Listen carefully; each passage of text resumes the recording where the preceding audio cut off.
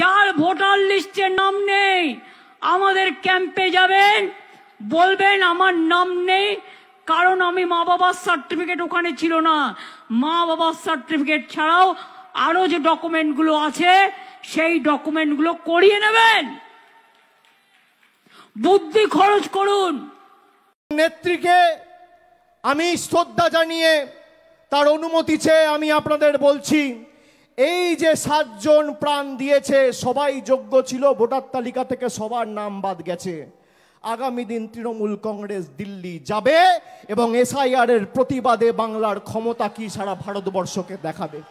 আমি আপনাদের কথা দিচ্ছি, আপনারা হাত তুলে বলুন সবাই দিল্লি যাওয়ার জন্য প্রস্তুত। সবাই হাত তুলে বলুন আমার মতুয়া ভাইয়েরা দিল্লি যাবেন, যাবেন সবাই দিল্লি যাওয়ার জন্য প্রস্তুত। হাত তুলুন।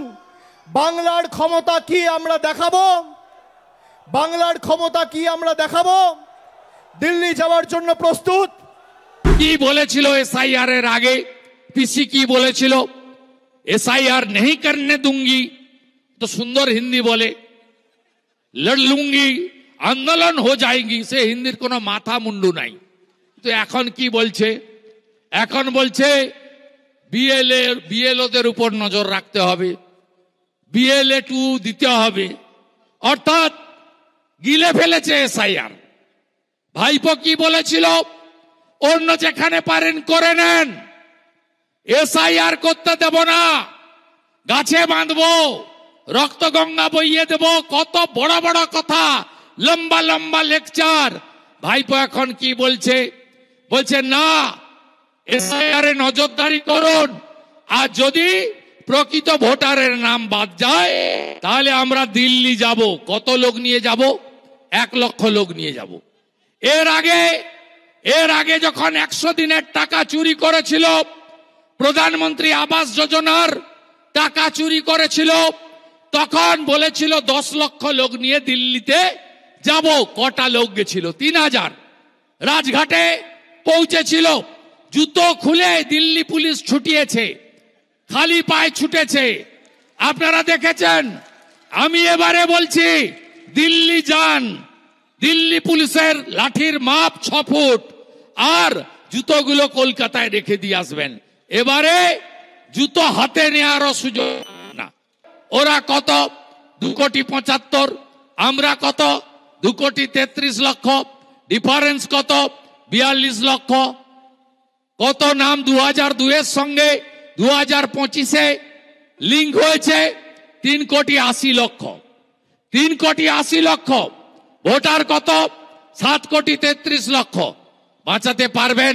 মৃত ভোটার 13 লক্ষ আধার কার্ড ডিএক্টিভেট হয়ে গেছে, 16 লক্ষ ডবল ট্রিপল এন্ট্রি আছে।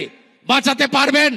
বাঁচাতে পারবেন বাংলাদেশের মুসলিমরা যারা অনুপ্রবেশকারী, যারা পশ্চিমবঙ্গে ঢুকে বেড়া দিতে দেয়নি। গোসাবায় 13টা দ্বীপ রয়েছে, একটা দ্বীপে বিএসএফ, 12টা দ্বীপ খোলা, মৎস্যজীবীর পোশাক পরে নৌকো ডিঙ্গি নৌকো দিয়ে প্রত্যেক দিন হু করে ঢুকে ল্যান্ড জিহাদ, লাভ জিহাদ, ধর্ম জিহাদ, ভোট জিহাদ, রেশন জিহাদ সব ভারতীয়দের কাছ থেকে আমাদের কাছ থেকে কেড়ে নিয়ে যাচ্ছে। আমাদের ভারতীয় মুসলিমদের নিয়ে কোনো বক্তব্য নেই, আমাদের হিন্দুদের পার্টি বলে আলাদা কথা।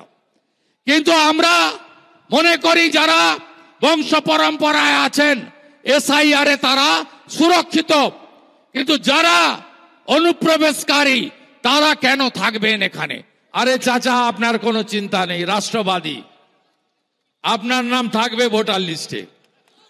কোন ভারতীয় হিন্দু মুসলমান সবার নাম থাকবে, বাংলাদেশি মুসলমানের থাকবে না, রোহিঙ্গার থাকবে না, মৃতদের থাকবে না, ভুয়া ভোটার থাকবে না, একজনের নাম 3 জায়গায় থাকবে না। হলো পরিষ্কার?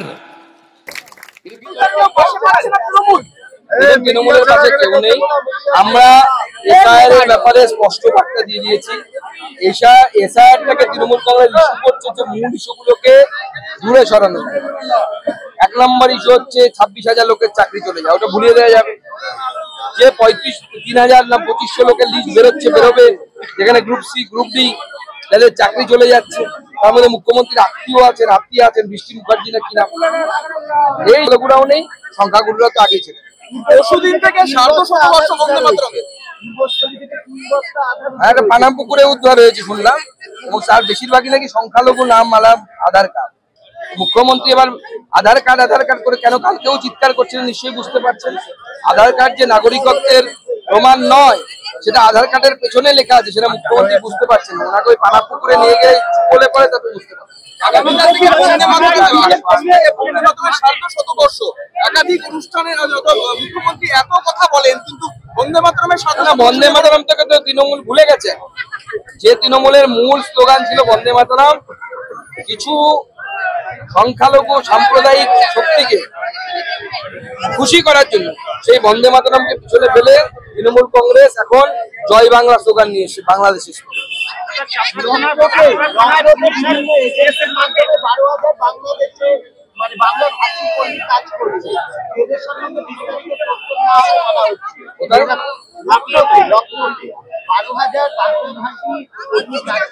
দেখুন, পশ্চিমবঙ্গের বিভিন্ন জায়গায় বাংলা ভাষীরা যেতে বাধ্য হচ্ছে, কারণ পশ্চিমবঙ্গে কাজ নেই, কর্মসংস্থান।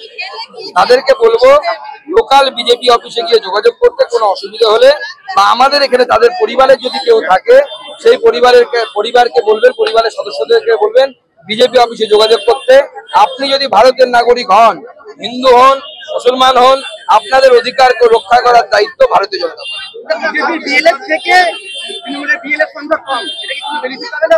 দেখুন, বিএলএর সংখ্যা তৃণমূল কংগ্রেস বিএলএ তে মাথা কামাচ্ছে না, কারণ বিডিওরাই তো ওনাদের বিডিওরা সমস্ত কিছু করছে। এবং প্রতি বুথে হিন্দু ভোট হাত দেওয়ার জন্য বিএলওর উপরে যারা আছে, বিএলআরও বা এরা, তারা প্রত্যেকে চক্রান্ত করছে, তারা চক্রান্ত করছে হিন্দু ভোট প্রতি বুথ থেকে বাদ দেওয়া।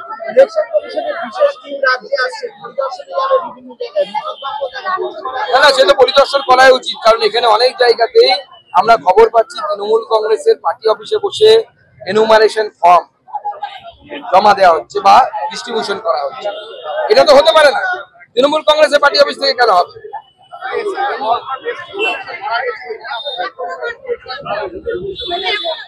এসআইআর জন্য তো মারা গেছে বলে এখনো পর্যন্ত কোনো পোস্টমর্টম অর্ডার আমি তো দিই। আপনি তো পোস্টমর্টম রিপোর্ট দেখেছেন কোনো যে এসআইআর এর জন্য মারা গেছে? যে কোনো মৃত্যুই দুর্ভাগ্যজনক। তারপরে তো বিএসএফ সিরাপ ধরেছে, কাপ সিরাপ, ফেন্সিডিল, সেই জন্য পুলিশের রাগ। তার মানে ওটা নিশ্চয়ই কোনো তৃণমূল নেতা ওখানে যুক্ত, তারা ওই ফেন্সিডিলের ব্যবসা করে। বিএসএফ কেন ধরবে এই নিয়ে পুলিশের রাগ। চলুন বাইরে।